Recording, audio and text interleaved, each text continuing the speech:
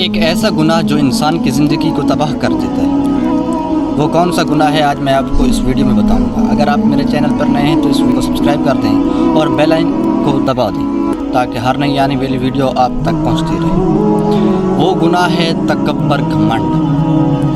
تکبر کی تعریف یہ ہے کہ اپنے آپ کو سب سے بہتر سمجھنا اور دوسرے لوگوں کو نیچا دکھانا، کم تر سمجھنا، یہ تکبر ہے۔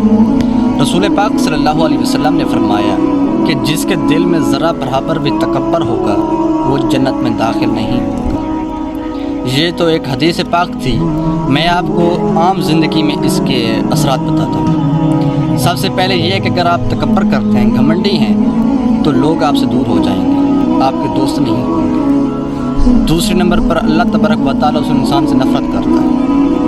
آپ تکبر کرتے ہیں، دولت ہے آپ کے پاس تو اللہ تبارک و تعالیٰ آپ سے محبت نہیں کرتا۔ نمبر 3 پر یہ ہے کہ دعا قبول نہیں ہوتی۔ جب دل سخت ہو جاتا ہے تو دعا کا اثر نہیں ہوتا۔